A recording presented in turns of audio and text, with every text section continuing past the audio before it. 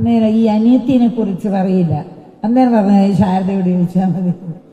ഭയങ്കര വലിയൊരു രാഷ്ട്രീയക്കാരൻ്റെ മനസ്സാണെങ്കിലും ചില സന്ദർഭങ്ങളിൽ സഖാവിന് അനിയത്തിൻ്റെ മരണം ഉൾക്കൊള്ളാൻ പറ്റിയില്ല. അത് ഒളിവിൽ കഴിയുന്ന സമയത്താണ് അഞ്ചത്തിൻ്റെ കല്യാണം കഴിയുന്നതും മരിക്കുന്നതും എല്ലാം. അത് അറിയുന്നത് എത്രയോ കഴിഞ്ഞ ശേഷം. അപ്പോൾ ആ ഒരു മനസ്സിൽ എപ്പോഴും ഉണ്ട് എന്ന് ഞാൻ ലാസ്റ്റ് വരെ അത് മനസ്സിലാക്കിയിട്ടുണ്ട്. അപ്പോൾ ഞാൻ പറഞ്ഞു രാഷ്ട്രീയത്തിന് അതീതമാണ്. ഞാനിപ്പോൾ എൻ്റെ അടുത്ത് സുരേഷ് ഗോപി നിൽക്കുന്നുണ്ട്. രാഷ്ട്രീയം നിങ്ങൾ അതിൽ കാണാനേ പാടില്ല. ഞങ്ങൾ സ്നേഹം അതാണ്. ഞാൻ എല്ലാ രാഷ്ട്രീയക്കാരും സ്നേഹിക്കുന്ന ഒരു വ്യക്തിയാണ്. അതിൽ ഞാൻ ഇപ്പം നിങ്ങളെ മുമ്പിൽ പറയുന്നത് ഞാൻ എല്ലാവരെയും ഒരേപോലെയാണ് ഞാൻ സ്നേഹിക്കുന്നത്. നേരത്തെ പറഞ്ഞില്ല ഞാൻ കുട്ടികളെ സ്നേഹിക്കുന്നത്, അതേപോലെ തന്നെ ഞാൻ എല്ലാ വ്യക്തികളെയും ഞാൻ സ്നേഹിക്കുന്നത്. പക്ഷെ എല്ലാവർക്കും അറിയില്ല ഞാൻ നായനാറ ഭാര്യയാണ്, വലിയ കമ്മ്യൂണിസ്റ്റുകാരിയാണ്.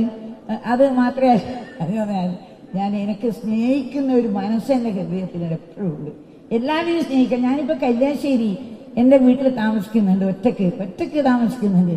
നോക്കാൻ കൂടെ ആളുണ്ടെങ്കിലും ഞാൻ അധികം ഒറ്റക്കല. എൻ്റെ കൂടെ എൻ്റെ പ്രിയ നേരത്തെ പറഞ്ഞു അത് പ്രിയതയും വന്ന് രാവിലെയും ഉച്ചക്കിൻ്റെ എല്ലാം അന്വേഷിക്കുന്നുണ്ട്. എങ്കിലും കൂടി എനിക്ക് എൻ്റെ നാട്ടുകാർ എൻ്റെ നാട്ടുകാർ എന്നെ എന്നും സ്നേഹിക്കുന്നത്. ഞാൻ രാഷ്ട്രീയം നോക്കിയിട്ടല്ല അവരെ ഓരോരാളെയും എൻ്റെ ആവശ്യങ്ങൾ അവർ നിറവേറ്റി തരുന്നതും എനിക്ക് മരുന്ന് വാങ്ങിക്കൊണ്ട് തരുന്നതും എന്ത് വേണമെന്ന് ചോദിച്ചാൽ ഞാൻ എൻ്റെ കുട്ടികളോട് പറഞ്ഞാൽ മതി. അവർ എനിക്ക് എല്ലാ കാര്യങ്ങളും ശരിയാക്കി തരുന്നുണ്ട്. അത് ഞാനിപ്പോൾ നിങ്ങളെല്ലാം വിചാരിക്കും ഇതെന്താ സുരേഷ് ഗോപിൻ്റെ അടുത്ത് ഇങ്ങനെ വർത്താനം. ഞാൻ സുരേഷ് ഗോപിയല്ല, ഇതിപ്പോൾ വേറൊരു ഗോപിയായാലും ഞാൻ ഇതേപോലെ തന്നെ സംസാരിക്കും.